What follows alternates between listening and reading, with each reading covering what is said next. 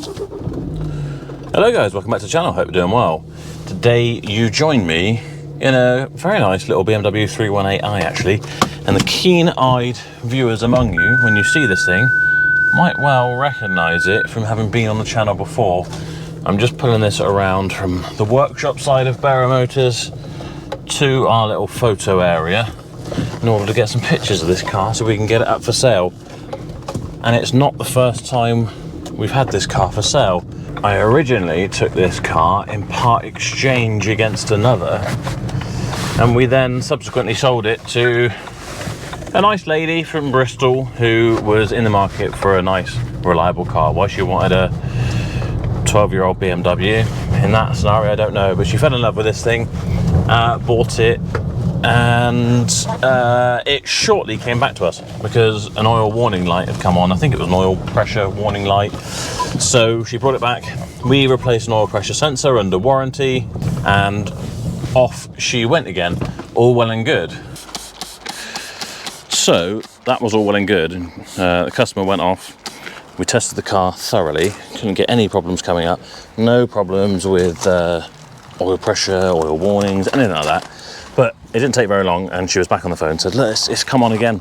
This warning light's come on again and I've really lost confidence in the car, etc.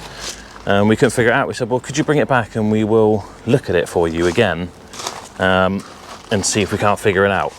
Which, credit to her, she did. I think we might have even picked up the car and brought it back because we just couldn't get our heads around it. And in fact, we still couldn't get our heads around it. We checked and checked. We ran diagnostic after diagnostic, tried different diagnostic machines. We took it on long road tests, etc. But she would say that it would only come on once you get on the motorway. And as soon as you got on the motorway, this light would come on. And the only sort of logical explanation we could come up with was that the timing must be slightly off, so that when she gets up on the motorway speeds, that it's becoming apparent. But we weren't doing that around here on the sort of country roads that we got. And I think, you know, we could tell that she'd lost confidence by this point, getting to the point where customers start saying things like, oh, I only bought this car because you told me it would be reliable and you knew I wanted a reliable car, and the last car that I bought had problems, etc, etc. And, you know, you start getting the kind of accusatory treatment as if we've deliberately tried to sell her something that we know has got a problem. So I said, look, I don't know what I can suggest in this situation. If it really is coming back on, we can't figure out why. All I can offer to do is give you a full refund, which is what we did in the end. And she went off and, I assume, bought a different car. And in the meantime, I thought, we're so busy. We only had the one mechanic at a time, which was Stefan. I said, we're just going to stick this out the farm and we would leave it. We would deal with it another time. I thought maybe I would send it to auction and just try and recuperate some money, or send it to Trade We Buy Any Car or whatever. But we could only get about £2,000 for it. Bearing in mind we just sold this for £6,000. I thought, can't really afford to do that. We're going to have to keep it around until we've got the time. We'll have to do a timing chain on it, because otherwise it's a really nice car and is worth a lot more for us to retail it than it is to trade it on. And of course, considering we thought there might have been a slight timing issue with it, it's going to be better not to drive it and not run the risk. But it's been sat down the farm now for a good 4 months, if not 5 or 6. You probably would have seen this in a couple of different videos in the past. And I thought, you know what, I'm just going to take it home, I'm going to drive it. It turned out I went to go move it and it had half a tank of fuel, and I thought, I'm going to drive it home and I'm going to get up to 60, 70 on my way home, and I'm going to find out if any of these lights do come on. And they didn't, and I drove it for 2 or 3 days. No lights whatsoever, no issues. Oil was perfect. Just, it actually drives beautifully. Because the woman was so concerned that she was going to get a good car, I think we did like a really, really over-the-top prep on this, and maybe changed some suspension parts, etc, etc, so that we knew the car was absolutely cock on. So I thought, well, I'm only really driving it down the lanes to and from here to the farm to home, all of which are just A roads really. So seeing as it's got half a tank of fuel and she hates to spend her own money, I'd give it to Sophie and she could run it around, because she goes up the road to a Western-super-Mare and does a motorway commute, and she's driven it for a whole week. No issues whatsoever. So I'm now fairly confident I've been sat on this car for a good 6 months, let's say, for absolutely no reason whatsoever. I think the customer just lost their nerve when the first warning light came on, and rather than saying, I would like to return the car for a full refund if I can please, they decided they'd make up a story that something else had gone wrong with it that actually hadn't. Because like I say, that's a good 2 weeks of driving now, a whole half a tank of fuel, and no problems whatsoever. We've done motorway driving, we've done everything. You would think if there was a problem in that couple of weeks, something would come up.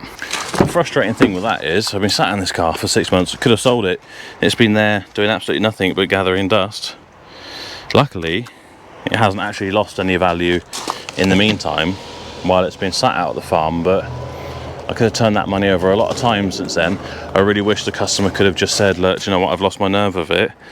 Could I bring it back and I'll get another car? Because hopefully by this point of watching the YouTube channel, you guys will have an understanding that there won't be an issue for me at all. I'm not the type of person to A, try and force a sale, or B, try and force someone to stay in it. If you're not happy, I'd rather you went away happy, with or without a car, and we'll move on and sell it to someone else, because there's always a customer for a car. Good morning. Set headlights to do today. Okay. On that BMW that's in the workshop. Okay. And the Corsa is ready. I give it a quick. Cool. Yeah, so see what you think of it.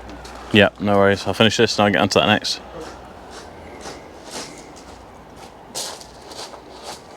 So yeah, I'm fairly confident now that I've been duped, and there's actually nothing wrong with this car.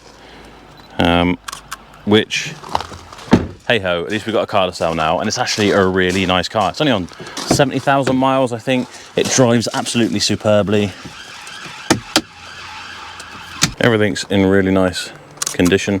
I don't know how much of my camera you'll be getting in this shot here, but I just thought, while I need to get pictures of this, I would talk to you about the car as well.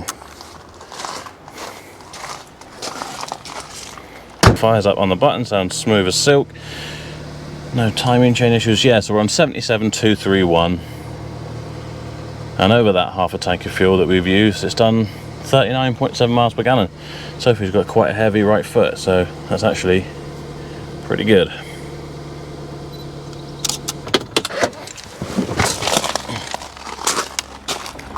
So there's always a lesson, I suppose. Lesson should be, if you've got a car like this where it's got a kind of sporadic supposed fault, then you ought to get on with driving it straight away. I guess the fact that it was timing put me off a little bit, so I didn't drive it for a little while, and I thought, do you know what, it's a really nice car, I don't want to ruin it. We'll do the timing chain when we've got an extra mechanic here, and when we actually got the extra mechanic here, we've kind of checked it over and we still can't find anything wrong with it. So I think I've been duped. Let me know what you think. Do you think I've been duped, or do you think there's a temperamental kind of sporadic, I don't know what the word I'm trying to use here is, I guess sporadic would be it, not consistent fault anyway, comes up every now and then.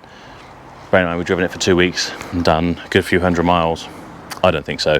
I think they just lost their nerve and wanted rid of the car. Either way, we'll soon find out, I guess. And worst case scenario, if I have to do a timing chain on this car, let's say it has to go to an external garage, say a customer takes it away, it's fine for a few months, and then it crops up again and it really is the timing issue. What is it, 1,500 quid, 1,500 quid for a timing chain on one of these, because it is an engine out job, unfortunately. Then if I've sold it for £6,000 rather than £2,000, I can get a trade where you buy any car, I'll still be quids in, won't I? So always a lesson in everything, isn't there? I'm far from perfect on this, but I feel like hopefully now we've got the extra mechanic, things were going to start being a lot more organised. Anyway, I hope you enjoyed the video. Been a bit different with the old head camera on. I thought just may as well try and go out and get photos of this while time is tight. Try and get an extra video out for you guys. So I hope you have enjoyed it. If you have, please do give it a thumbs up. If you're new here, please do subscribe. If you're not, thank you for continuing to watch, and I will see you next time.